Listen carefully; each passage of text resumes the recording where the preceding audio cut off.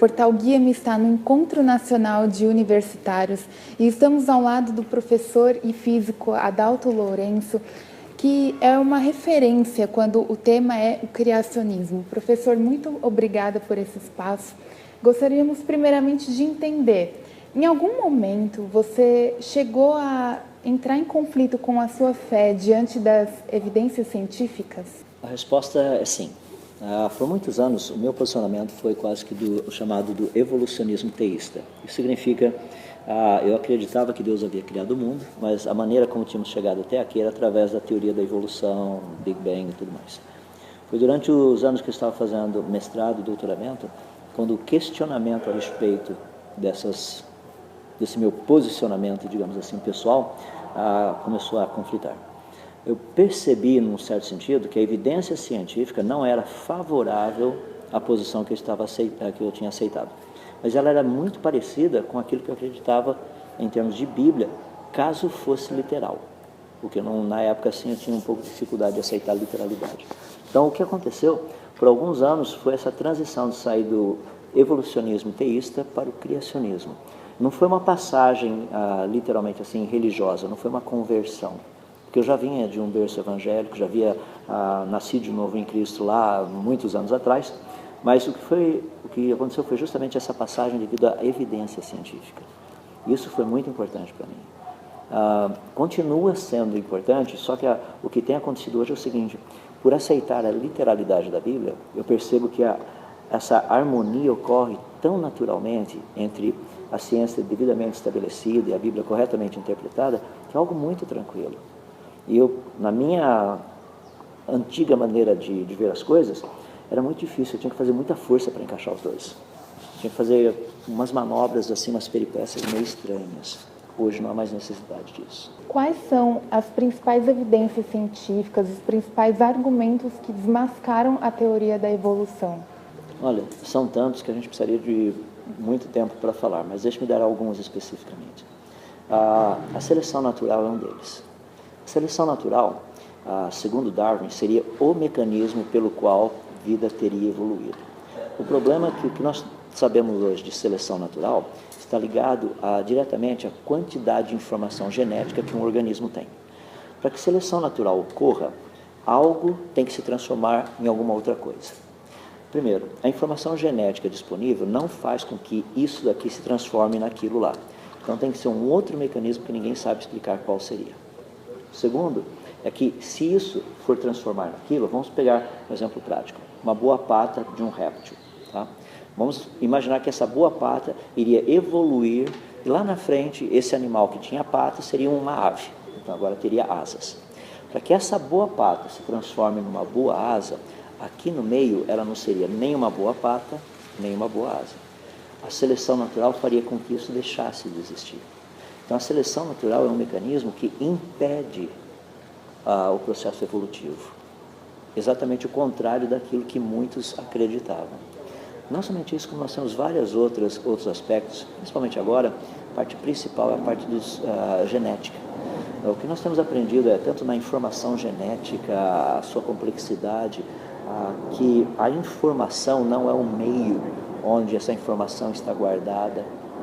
Por exemplo, para entender melhor, eu posso pegar o sistema operacional Windows e colocá-lo num DVD, eu posso colocar num pendrive, ou num HD, num disco rígido. O que eu estou passando de um lugar para outro? Não é matéria. Estou passando algo que nós chamamos de informação. E informação e onde a informação está guardada são duas coisas diferentes. Por muitos anos as pessoas achavam que a informação e aonde a informação estava guardada era uma coisa só. Se eu descobrir a origem de onde essa informação está guardada, como que esse negócio chegou até aqui, eu saberia a origem da informação também. O que nós percebemos hoje é que isso não é verdade. A informação não está relacionada diretamente à origem da informação, não está relacionada diretamente à origem do meio onde a informação está guardada. E, por exemplo, o registro fóssil é algo fascinante também. Darwin, quando ele escreveu o seu livro, ele disse que o maior problema com a sua teoria é que não havia evidências de evolução. Em 1979, quando a teoria de Darwin completou praticamente 120 anos, saiu uma reportagem muito interessante Dr. David Raup, escrevendo a respeito do registro fóssil, disse que a situação não tinha melhorado muito e que até mesmo hoje, ou seja, em 1979, eles tinham muito menos fósseis que eram exemplos de evolução do que Darwin tinha na época dele. Mas Darwin disse que ele não tinha nenhum. E hoje eles tinham menos. Essa conta para mim é estranha. Ou seja, a quantidade de evidências que nós temos mostrando que evolução nunca aconteceu, isso no registro fóssil, na genética, na biologia, nos processos naturais, é esmagadora.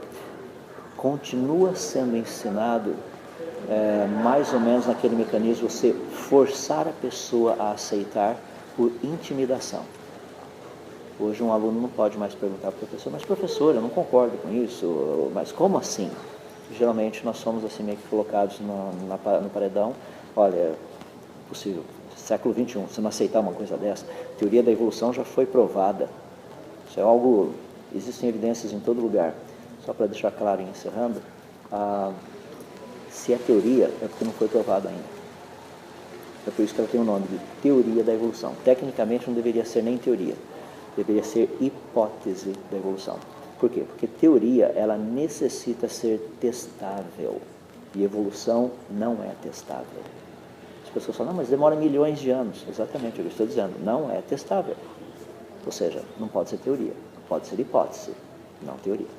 Agora você deu uma explicação para a gente sobre os argumentos e as evidências que desmascaram o evolucionismo. Mas, por outro lado, quais são as principais evidências que dão base para o criacionismo bíblico e para a veracidade dos livros, dos primeiros capítulos de Gênesis? Tem muitas coisas ali que a gente poderia tratar. Primeiro, que o relato de Gênesis, ele não é anticientífico. Deixa eu dar alguns exemplos. Plantas são criadas no terceiro dia. O solo e as estrelas são criados no quarto. As pessoas chegam para mim e falam, mas está vendo? Isso é impossível. Não, não é impossível, porque planta precisa de luz, e luz foi criada no primeiro dia. Então está tudo certinho, não tem nenhum problema ali. Quando a Bíblia fala do terceiro dia, por exemplo, quando as plantas foram criadas, Deus diz assim, ajuntem-se as águas num só lugar e apareça a porção seca. A palavra hebraica é singular, é uma porção seca, ou seja, é aquilo que nós chamamos de Pangeia. A Bíblia é o único livro que diz que no início o planeta Terra tinha apenas um único continente. Quando a Bíblia fala, por exemplo, da criação do ser humano, vamos falar do homem especificamente, sexo masculino, ela diz que o homem foi formado do pó da terra. A palavra pó na língua hebraica ali é muito interessante. Se você pegar a Septuaginta, que usa o grego, você vai perceber que a palavra pó significa a menor partícula possível. Essa menor partícula hoje são os elementos químicos que nós temos, são os átomos. Isso é a menor partícula que a gente tem por aí.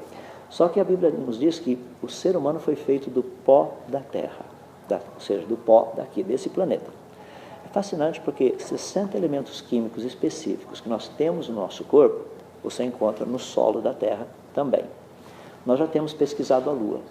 A Lua não tem elementos químicos suficientes para fazer ser humano, porque não tem, o pó da Lua não tem todos os elementos químicos que você precisaria para o ser humano existir.